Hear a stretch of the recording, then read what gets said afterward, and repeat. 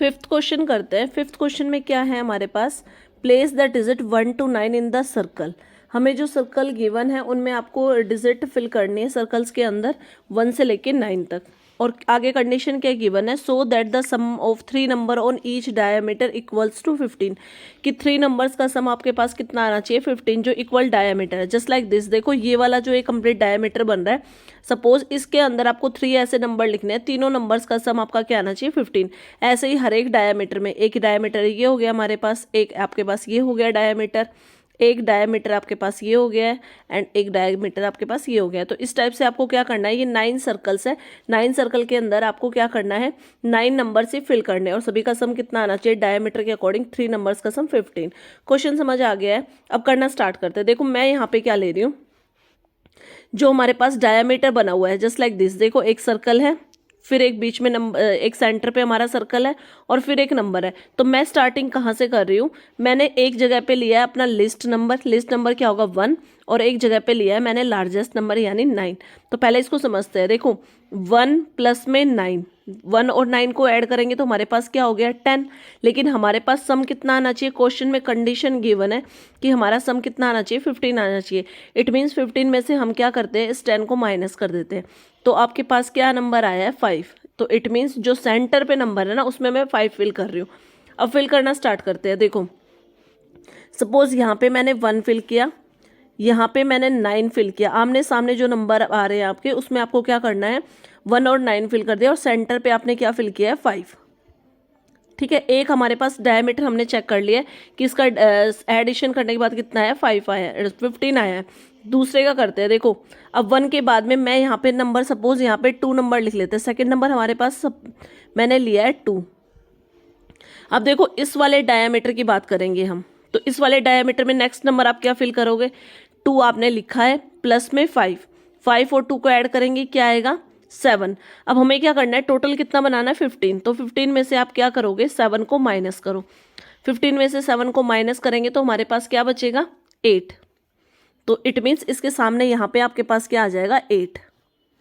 अब next number लेते हैं। देखो यहाँ पे मैं नंबर ले रही हूँ, नेक्स्ट हम इसको इंक्रीजिंग ऑर्डर में ही चल रहे हैं। यहाँ पे आप क्या ले रहे हो 3 नंबर ले लिया सपोज मैंने। तो देखो फिर अगेन आप क्या करोगे 5 प्लस में 3, 5 में 3 ऐड किया, हमारे पास क्या आया 8।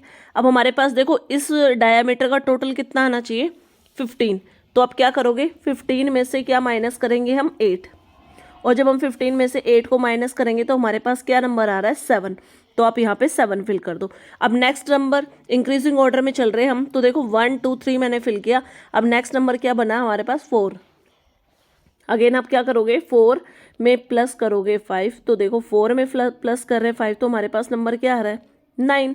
अब हमें क्या करना है टोटल, उसको इस वाले डायमीटर को हमें कितना बनाना है 15।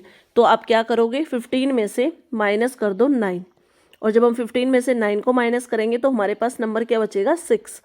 तो इसको हम क्या कर देते हैं सर्कल में फिल कर लेते हैं। देखो अब सबसे पहले तो हमारे पास सारे नंबर वही सेम नंबर है। कितने नंबर फिल किए आपने 1 से लेके 9 तक, ना ही कोई रिपीटेड नंबर है। और जितने भी देखो डायमीटर के अकॉर्डिंग जिसका भी इसका सम कर रहे हैं 15 आ रहा है, 8 5 और 2 का सम कर रहे हैं 15 आ रहा है, 7 5 और 3 का सम कर रहे हैं 15 आ रहा है, 6 5 और 4 का सम करेंगे तो भी 15 आएगा, और 1 5 और 9 का सम करेंगे तो भी 15 आएगा।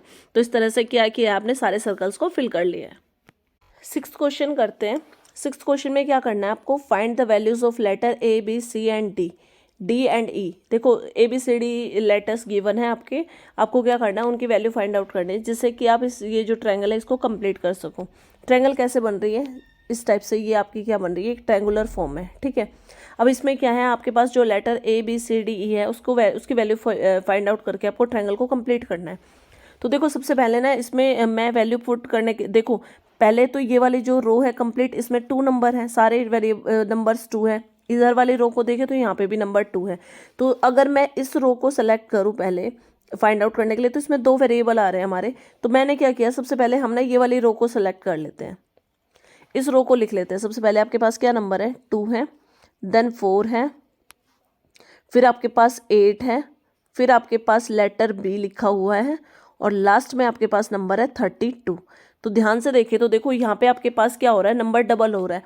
2 को 2 से मल्टीप्लाई किया 4 आ गया, 4 को 2 से मल्टीप्लाई किया 8 आ गया। अब 8 को भी अगेन हमें डबल करना है, यानी 8 को आप 2 से मल्टीप्लाई करोगे तो आपके पास क्या आएगा 16। तो इट मीन्स यहाँ से आपके पास b की वैल्यू क्या आ गई है, देखो 8 को 2 से मल्टीप्लाई करोगे तो आपके पास क्या आ रहा है 16।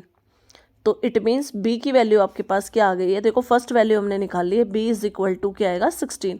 और फिर से चेक कर लेते हैं, देखो 16 को 2 से मल्टीप्लाई करेंगे तो क्या आएगा 32। इट मीन्स हमारी वैल्यू ठीक है, तो हमने फर्स्ट लेटर की वैल्यू निकाल ली है b की।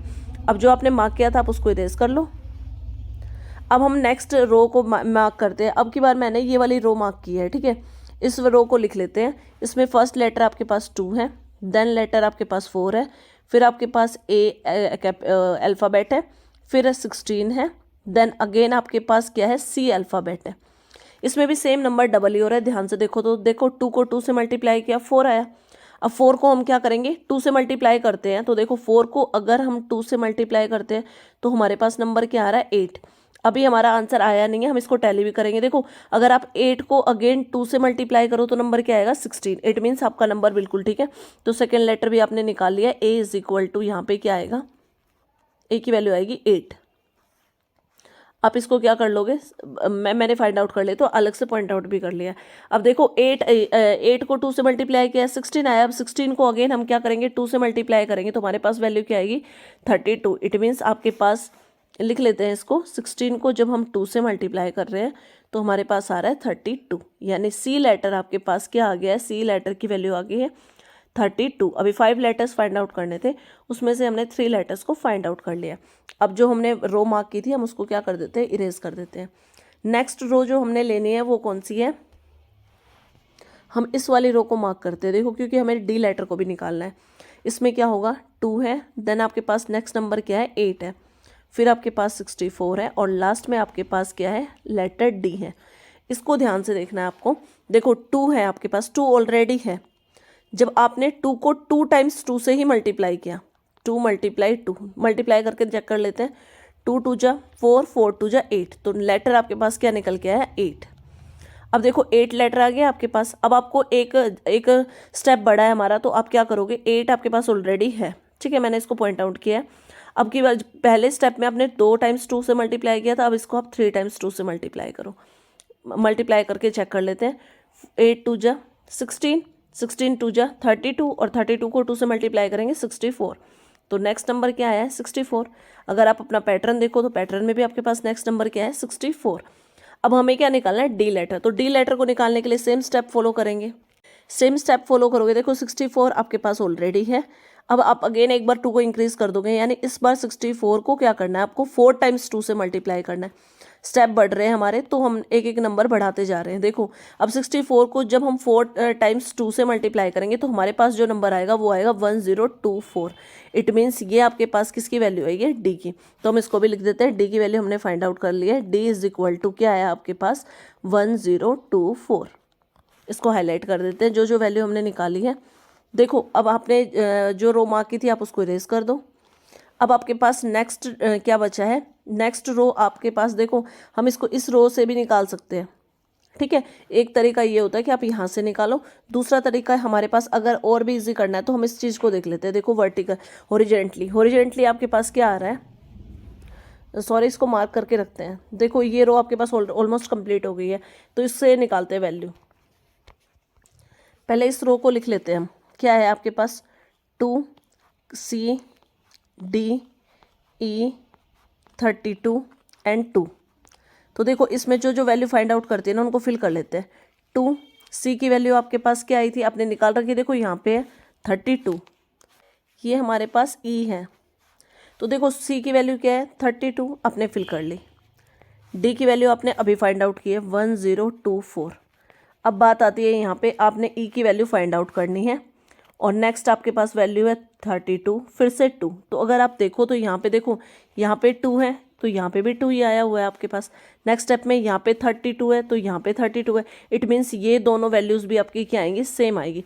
तो इट मीन्स आप क्या लिख सकते हो, E की वैल्यू भी आपके पास क्या आ जाएगी 1024। तो सारे लेटर्स की वैल्यू निकाल ली आपने, तो E की वैल्यू भी यहाँ से क्या आएगी, E इज इक्वल टू 1024। ये वैल्यू मैंने हाईलाइट कर दी है। और अगर देखो दूसरे तरीके से भी आप इसमें यहाँ से ना ई की वैल्यू निकाल सकते थे। अगर आप इस वाले पैटर्न को लेना चाहो, देखो इस वाली रो को भी आप ले सकते हो। 2 बी की वैल्यू देखो आपने निकाली थी, 2 को 2 के बाद देखो बी की वैल्यू यहाँ पे क्या आ रही है, 16 आ रही है, मैंने निकाल रखी है। तो 2 को क्या किया आपने, 16 कैसे आएगा, जब 2 को आपने 4 टाइम्स मल्टीप्लाई किया 2 से ही, तो 16 आया। अब देखो ई की वैल्यू निकालने के लिए 16 को आप क्या करोगे, 16 को आप 5 टाइम्स मल्टीप्लाई करोगे, क्योंकि एक स्टेप में 2 एक और इंक्रीज हो जाएगा। जब आप 16 को 5 टाइम्स 2 से मल्टीप्लाई करोगे तो भी आपका आंसर क्या आएगा, 1024।